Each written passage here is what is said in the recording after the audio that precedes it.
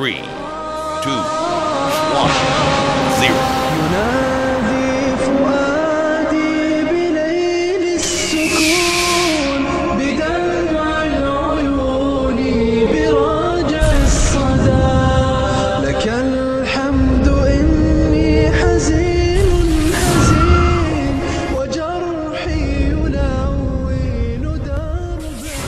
Agamanche nina mukyala wange naye bwe nafuna obusobozi obuwasa omukyala n'omulala naŋŋamba nti we muwasiza bwe bba wanywera obutwa muwase oba yette naaba nfuna omusango.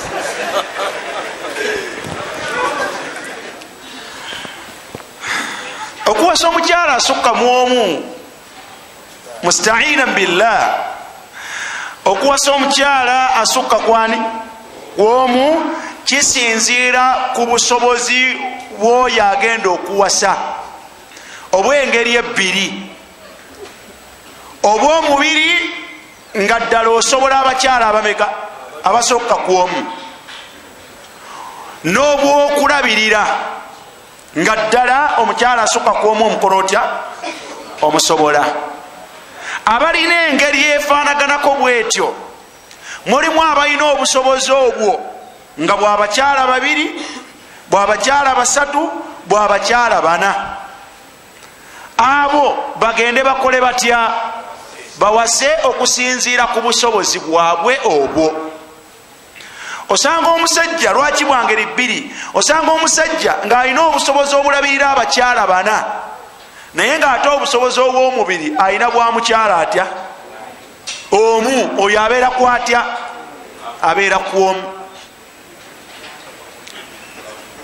n'osanga omukyala ng'alina obusobozi obubeera n'abakyala bana obw'omubiri, omusajja ng'alina obusobozi obubeera n'abakyala bana obw'obutonde obw'omubiri naye ng'obwokulabirira alina bwatya, oyo abeera kwatya abeera ku omu. kati obusobozi bwa ngeri mmeka?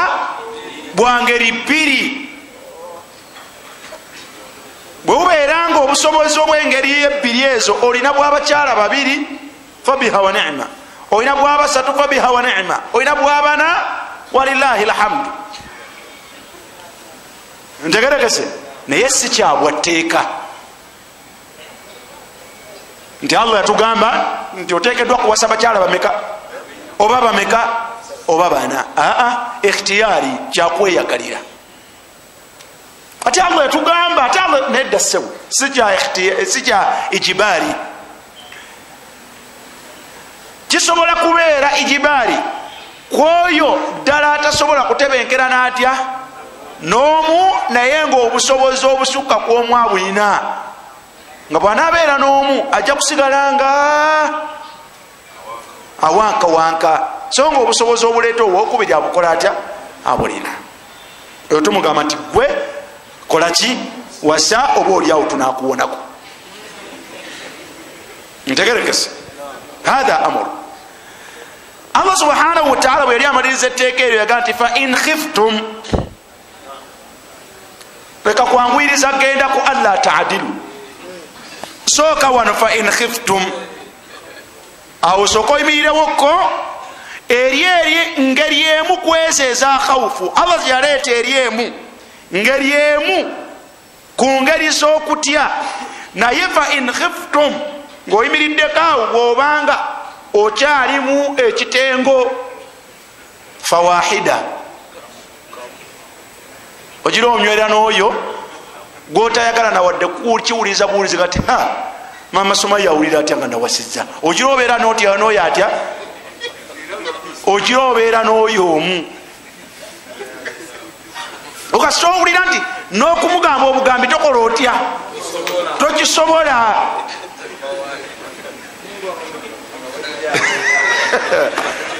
erinnya lirina obuzibu. kikyentegeeza khawufu za njawulo. bannange kino kyomuntu kyaba agenda okuyingiramu kirina hukukun, kirina obuvunanyizibwa nga abuvunaana si muntu wabula abuvunaananga yani ye Allah subhanahu wa ta'ala, abuvunaana ye Allah. Kati ate gwe weekakasiza ddala nti tosobola, kati ate oyagala kukiyingirira, so nga Allah tajja kutunuulira khawufu eno oyingirire mu buyonoono. Tolabe kitulina, olina okutya omukyalo osobola okumuwasa n'omuteekawo si bwe guli, naye mu byosinga okutya oga nti nze sisobola kusula bweru, mugamba ntya nti ngenda kusulawo, mpulira n'okunemerera binnemerera, mbifumba ne bigaana, era mulimba emirundi ebiri nakola atya nankwata. N'ogenda okola okukkaanya n'omukyala nti yo oli mulaba musana, bw'ogenda n'okkaanya naye olw'okuba naye ali ku kisenge naga nti nzikoze ntya nzikiriza, n'obeera naye omwezi mulamba mu ngeri eyo, omwezi mulamba n'atalaba ku kyebayita musajja. Gweokimanyi nti omukyala afaanagana bwatyo talaba ku musajja, ate nga yakola atya yafumbirwa. Omukyala amanyi omusajja yoyo abeera n'omusajja mu butebenkevu, yasobola okubenya nti Kasimu ddala yoyo, naye ono agenda okubuuka ng'anoonyereza bunoonyereza kaseera kaalina muwaazi aga nti wano sirinaawo ddalusu wano naye ate nina eyo 10 kemaliriza ku dhuhuri wano ndowooza kaŋŋende ku ndagaano. Asonga omukyala yakamala okwoza ali awo musuguliwe kati ntuuse, otuuka otula mu ddiiro tinkwetaaga, akyalina byamaliriza wali kati owange obudde bugenda, nina ddalusu ku ssaawa mmeka? Ku ssaawa 10.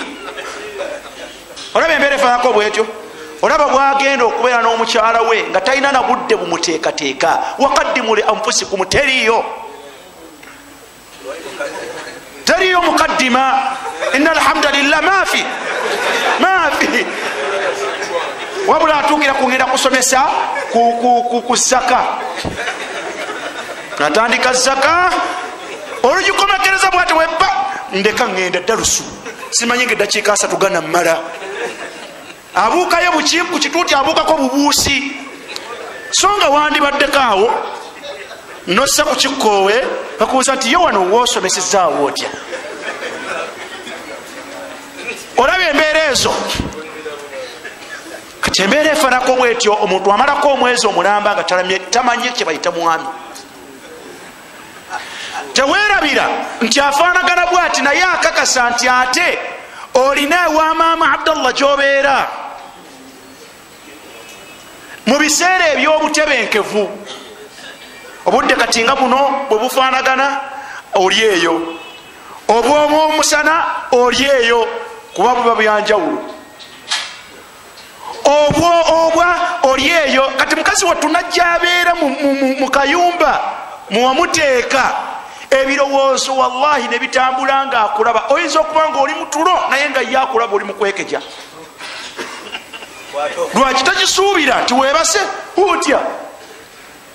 Omwezi nagukwata, nakwata ogwokubiri, nakwata ogwokusatu, nakwata ogwokuna. Okusim billah, Allah bw'abanga tamunywezezza kumuwa bukkiriza, eitha olaba ku kavuyo ng'atandise okukolako akavuyo gwe n'amaka amalala, wa illa Allah bw'atawadde bukkiriza ojja kugenda okuddayo okugenda eri gy'olowooza nti okyatya, ng'emmotoka ogisitaatinga nga tekyasitaatinga.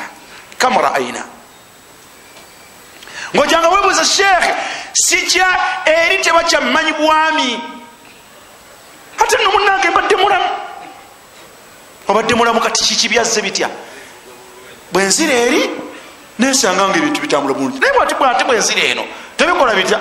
Ewa mukyala mugole ensonga ntuufu, naye mwana wottwe newa mukyala mukulu sikyalina kyensobola kwekolera.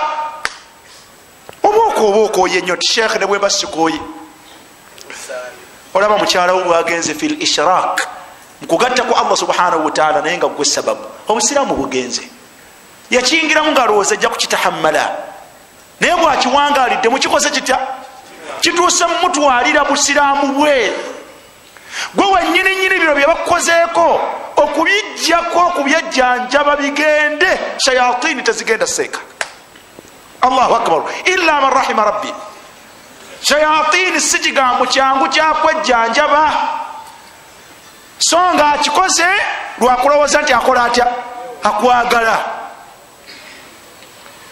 nezikoma nezitakutaataganya mu mbeera ezo zokka nezigenda hatta ne mu kunyingizaayo abadde afuna obusente tebukyajja naye bino byonna bizibu bivuddewa bivudde kuva ku mbeera nki mbaka yagamba sallallahu alaihi wasallam nti bwowasa omukyala nga gwowasizza thayib beerayo ennaku mmeka oluvanyuma qassam oluvanyuma tekulunga nti nja kubeera wano ennaku 2 neeri nja kubeerayo ennaku mmeka 2 bakitege batambulire ku ekyo buli omu afune havu ye bwabeera nga mukyala mu bikir beerayo ennaku 7 oluvanyuma qassama naye ekyo bwetwajjaga nti sisobola wallahi tekisoboka sheekh omukazi gwe nnina mukaavu agenda kunywa obutwa muwase oba afaafe kati oyagala kutta muntu almuhimu buli yenna agenda okuwasa mala kufuna milki busobozi muli kuwulira nga wokola otya nga weesobola obugenda okuwasa kigambo kyenkomekereza nakyo abakyala bemubuuza mpasa oba siwasa mubatikka omugugu ogutali gwabwe ani yabagamba okubeebuuzaako atuuka okugamba nti geza owase embunyo ojja kuntegeera ekintu kyemubuuza kinene Allah teyakibawa so naawe newe babanga bandibadde bakiwaggwe tewandikyetisse nkubuuzayo ekibuuzo mukazi wo oba otudde awo mu ntebe munyumya aga nti sheekh oba sweetheart mpulira nga abasajja ababiri mbasobola wangi mpulira nga abasajja ababiri kola ntya mbasobola nno nandifunyeyo omulala naye nampasa ga ne mubeera bameka njagala kufuneyo kugamba funeyo omulala gwe mubeera naye ng'omumanyi omusajja ogamba otya mwanukule tulabe bw'otasitagafuluza aga nti otuuse naawo ng'omanyira kugamba kumanyira kuba kukoza kutya kakati ono gwobuuza omubuuza nga bwogenda okuleeta muganda we temubuuza bintu bitasoboka ku muntu gwe sala magezi bwowulira nga otuuse sala magezi go butya bwonookola otya bwonoowasa hakkiyo negyonoogiteeka gwe oba onoomanyayo kuba ono gwobuuza sinnanyini kyo ne bwe kyandibadde kikyo tosobola kukyetikka sheekhe tatasawwaru okuba mu bwongo gwe n'okitegeera ti omuntu waali wali subhanallah bigambo binene lwakuba nti Allah subhanahu wa ta'ala yabibateekako n'obutonde yabatonda basobola obikola batya obikumira naye ekigambo tokikema nakyo mukazi wo ayinza obutasaaga obutwa nabukola atya nabunywa ekyokubabuuza okuwasa oba towasa si kyabwe tumalirize n'ekigambo kimu bwe mpasa mugambe ddi ekyo kisinziira ku bwomanyi mukyalawo waliwo gwosobola okugamba nga tonnaba nakutuuka kuwazinoga ti ndabika nno nina eteekateeka ng'omumanyi nti ye bw'onookimugamba kuba omuntu bwawangala ne mukyala we amumanya kati mu bakyala waliwo gosobola okugamba nti ndabikanga maaso awo nyinza okufunayo omukyalo omulala twekaza tutyo kati awo bugyebali newekaza ekyo nekikola kitya nekiggwa owulidde nakirinda nga mbaga waka tiyagamba nno saawa yonna akola atya newabeerayo gwomanyi ng'oyo ye tosobola kumugamba nga tonnakituuka ajja bitaataaganya n'olinda lwowasa nga yomu okimanyi nti yosobola omugamba nti owange nno ekituufu kyo nawasiza sijja kudda. Kati wali ekikola ky'omukyala nga nyini ye okusinzira ku bwamumanyi asobola omugamba awo ng'amaze kukola kutya. Newabeerayo ekikola ky'omukyala ng'osobola mugambira ku ssimu.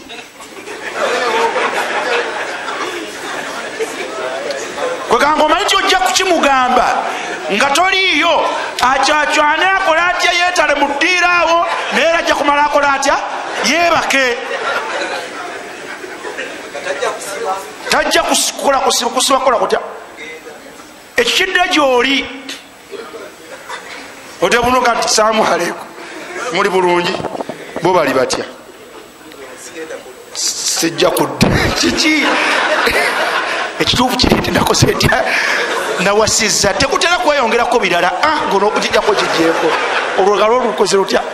Newabeerayo abalala baba tugamba nabo fabiha wa ni'ma ye lwabeera eno ng'agenda maze nakuze nakino kikkirizibwa lwogenda okuwasa ng'omutyamu embeera ze nomuga tugenda mu mbaasa odde bulungi tuyinza obutasobola kudda ate twakumalayo nakumeka ng'otegere tugenda okuwasa yakola atya ekyo genda omala okutuukiriza kiri Allah kyeyakola atya kyeyagamba ekyo mu busiraamu kikkirizibwa shar'an n'ogenda songa n'ogimaliriza naye balina netiwaaka ne bwonoogenda era ojja kubeera kati mukulu owasa webale kubeera mu mbaasa nga yakudde dda balina netiwaaka fabihawa ni'ma abo boolaba abali mugongo eyo mu ntimbe. Kaakati waliwo nga yakomyewo bamukutte babakwata enkya neggulu walilahi alhamdu naye webakwata nga ogwo guwedde webakwatira ngaoga nti ankutte alhamdulillah kikoze kitya gwomanye enkola yakyo. Waliwo abantu ng'agenda abeera mudiira fabihawanagati atuusa okugenda olunaku si lwawa owaaye mama Khadija wanje okugulu okumu kuli bweru mu mulyango okulala kuli nawasiza alidde akoze atya ekyo mbadde ngamba ekigambo kiri kimu nti ekyokuwasa kirala neddi lwotegeeza omukyala nti nawasizza nakyo kiki kiri ekyokuwasa ekyo kyo tekiriyo nti ogenda kwebuuza ku mukyala. Abakafiiri bano bakireeta mu sisitimu yaabwe eyitibwa bagitani domestic relations bill ne batutwala entebe Profesa Kakoza najja nakitusomera alaga nti mugenda kumala kwebuuza ku bakyala bammwe mususse netumuga nti bwe kiba byebyo tetujja kukikkiriza era wekyakoma paka n'olwaliro kyagana okuyita. Etteeka eryo mu bimu ebirimu kumala kwebuuza ku mukyala mukulu ntegerekese. Naye amasala ag'okubiri omukyala ono ng'omaze okuwasa omukyala omugamba ddi kubanga toyinza kikuuma forever titebesimanyiddwa oba nawasa onoogende mu mbaasa buli kanaku ssebo tojja kusobola kale malabba tojja kuvaayo. Waliwo gwe bakwata ng'asiiba mu Kampala naye nga gati ndi malabba ogatisiganda wange ogamba oli malabba oliwo wano bajja kukukwata. Bwe bamukwata yakobona kati bankutte abaali awo awomereza yebakkiriza naga nti sheekhe wawasizza naga nti wawasizza naga nti nawasizza. subhanaka allahumma bihamdika ashhadu an la ilaha illa anta astaghfiruka wa atubu ilaika. Ekyo bwekiro bwekifaanagana naye tusaba Allah subhanahu wa ta'ala tuwe embavu tuvumbevumbemu tubeere nga tusobola okukola kutya okuwanirira naye tukyali baki tukyali batiitiizi nnyo naye omutiitiizi yenna allah amugamba kubeera kwatya